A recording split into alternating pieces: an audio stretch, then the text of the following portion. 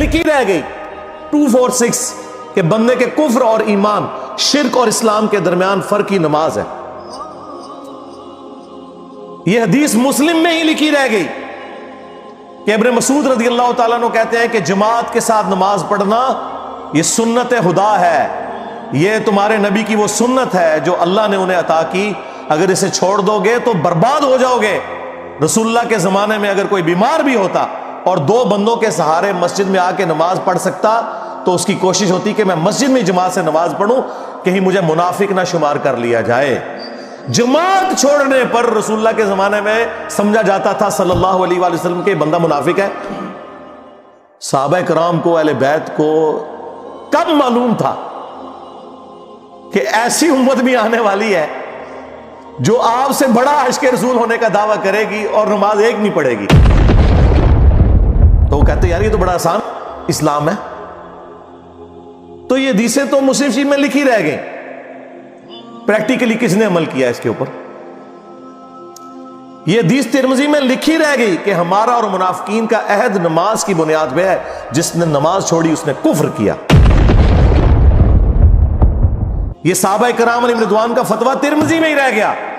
عبداللہ بن شقیق تابعی کہتے ہیں کہ صحابہ کرام علیہم رضوان تارک الصلاح کے سوا کسی کی تکفیر نہیں کرتے تھے، صرف بے نمازی کو وہ کافر سمجھتے تھے، باقیوں کو وہ تمام غلطیوں کے باوجود مسلمان تصور کرتے تھے.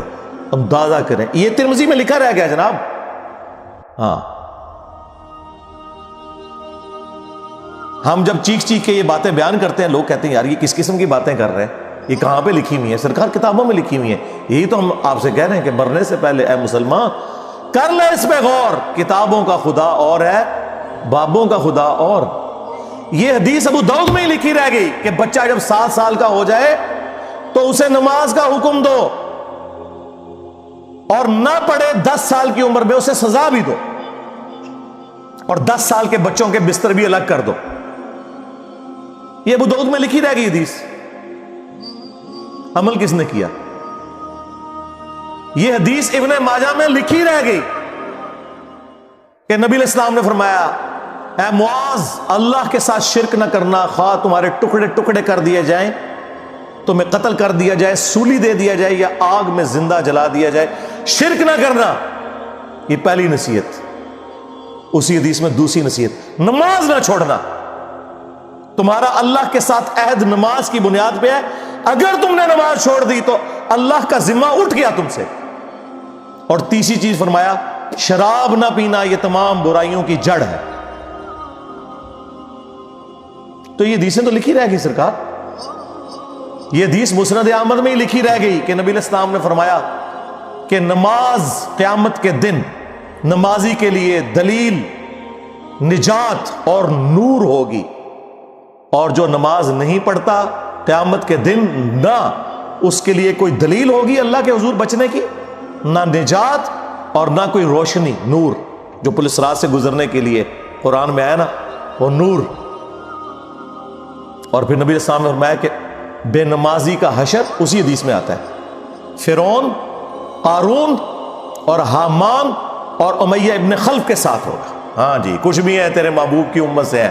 محبوب تو پہلے ہی بتا گئے ہیں کہ بے نمازی تیرا حشر تو فرعون کے ساتھ ہونا ہے، تیرا حشر قارون کے ساتھ ہونا ہے، امیہ ابن خلف کے ساتھ ہونا ہے.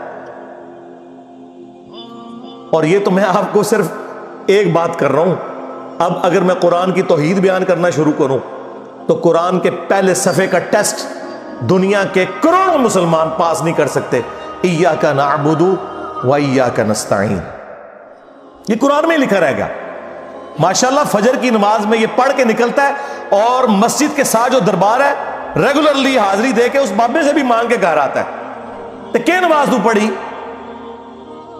تو مسلمان ہے، تیری ہر نماز کی ہر رکعت میں تو یہ نہ پڑھے تیری نماز ہی نہیں ہوتی. ایاک نعبد و ایاک نستعین، اے اللہ عبادت بھی تیری کریں گے، دعا بھی تجھی سے مانگیں گے، مدد بھی تجھی سے مانگیں گے. یہاں مدد مانا دعا کے، لیکن یہاں مولویوں نے پھر پٹی پڑھا دی، ان کا نہیں جی امی سے روٹی نہ مانگے. اندازہ کریں قرآن کا مذاق اڑا رہے ہیں، حالانکہ انہیں پتہ ہے کہ قرآن میں یہ آیت موجود ہے وَتَعَاوَنُوا عَلَى الْبِرِّ وَالتَّقْوَى وَلَا تَعَاوَنُوا عَلَى الْإِثْمِ وَالْعُدْوَانِ، نیکی اور پرہیزگاری کے کاموں میں ایک دوسرے کی مدد کرو اور برائی میں الگ رہو۔ قرآن نے بتایا ہے کہ اللہ نے دنیا کو اسباب کے ساتھ جوڑا ہوا ہے۔ یہاں ایاک نستعین میں دعا کے اعتبار سے بتایا جا رہا تھا کہ غیر اللہ سے نہیں کرنی، ظاہری اسباب کا تو قرآن میں حکم ہے، لیکن دیکھ لیں۔ اور پھر جس شان سے اللہ تعالیٰ نے سورۃ النمل میں ذکر کیا، حیران کن بات آپ کو بتاؤں، اہل تشیع کے ہاں صبح و شام کی دعاؤں میں، سنت اذکار میں سورۃ النمل کی آیت نمبر 62 پڑھی جاتی ہے، ترجمہ نہیں کبھی کسی نے پڑھا۔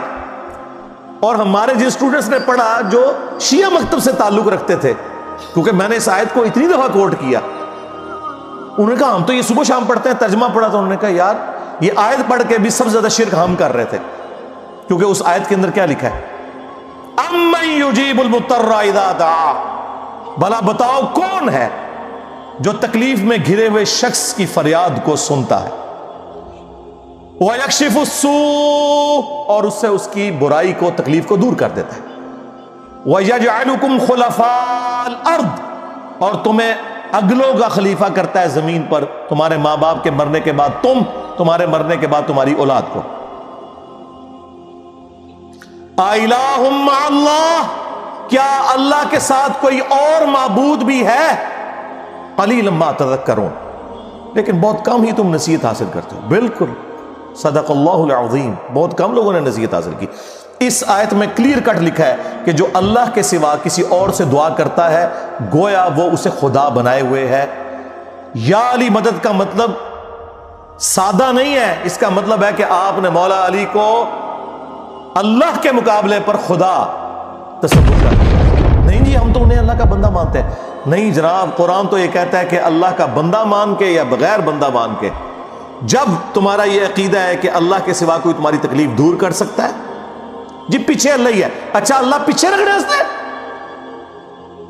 یہ دیکھیں حدیث میں لکھا ہوا ہے نماز کا طریقہ، اور نہیں جی ہمارے امام صاحب نے بھی تو وہی کچھ بتایا نا، پیچھے تھے اتنے بھی نبی علیہ السلام نے، نبی علیہ السلام پیچھے رکھنے کے لیے، میرے نبی صاحب ہے ہی کوئی نہیں، تیرے بابے تھے شاہ ہی کوئی نہیں، اللہ پیچھے، رسول پیچھے، آگے تمہارے بابے۔ عزتیں اویل کی ہیں تم نے اللہ اور اس کے رسول کے نام کے اوپر، چندے کھائے ہیں تم نے رسول اللہ کے نام کے اوپر صلی اللہ علیہ وآلہ وسلم، سواریاں سوار کی ہیں تم نے مکے اور مدینے کے نام کے اوپر، اور غداری کی ہے اپنے دین کے ساتھ، ممبروں پہ چڑھ کے کہتے ہو قرآن و حدیث ڈائریکٹ نہ پڑھنا گمراہ ہو جاؤ گے۔ واہ، یہ کوئی یہودی یا نصرانی آ کے بات کرے ہم منہ توڑ دیں، جس طرح آج آگ لگانے کے اوپر قرآن کو ہمیں کتنا غصہ چڑھا ہوا ہے۔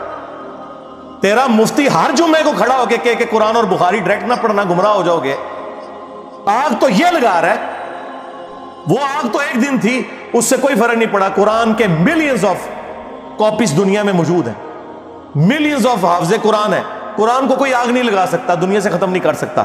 اصل جو چور چھپا ہوا ہے نا وہ تیرے اندر چھپا ہوا ہے، جو یہ